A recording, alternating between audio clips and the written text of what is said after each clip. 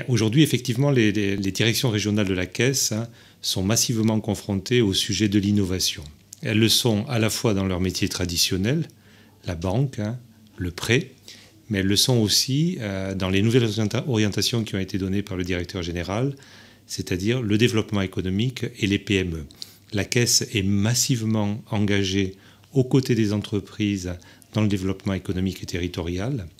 Elle est, à travers ses outils traditionnels, comme le capital risque, le capital développement en région. Elle est aussi à travers tout l'environnement du FSI.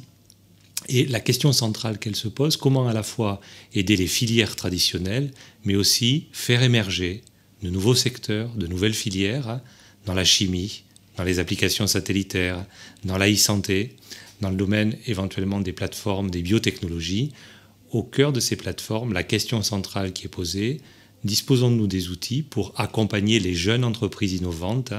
Sommes-nous suffisamment attentifs à l'innovation dans son sens le plus large? Et sommes-nous capables de mobiliser des capitaux à travers des outils pour ces entreprises innovantes? Oui, alors la Caisse des dépôts est attentive aux acteurs de l'innovation.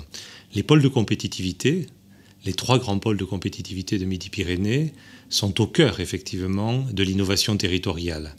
Il y a donc les grands groupes qui sont innovants, mais il y a aussi des PME, il y a aussi des TPE. On voit dans les plateformes technologiques, les nouvelles plateformes technologiques, une innovation qui appelle plus un monde de start-up, de jeunes pousses. Donc nous voyons que l'innovation, nous pouvons la saisir sur l'ensemble du spectre des entreprises.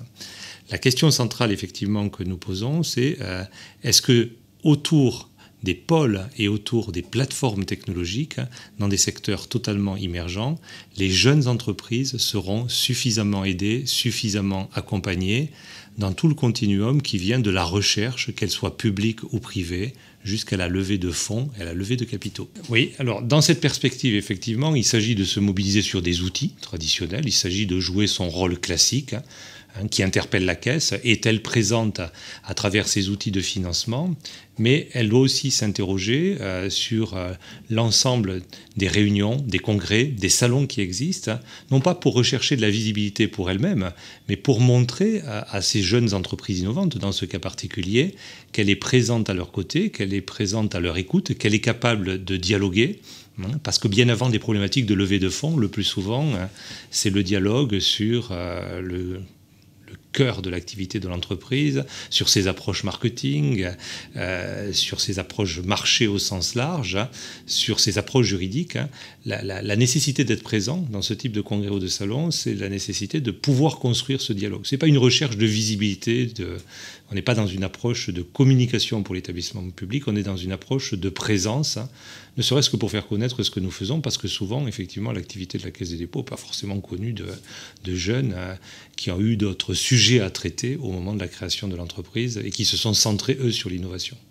Je m'appelle Serge Pergamelli, je suis le directeur régional Midi-Pyrénées de la Caisse des dépôts et consignations. Et effectivement, notre motivation a été entière pour apporter notre soutien à ce premier congrès des jeunes entreprises innovantes, parce qu'il rentrait parfaitement dans les axes stratégiques développés par le directeur général Augustin Romanet.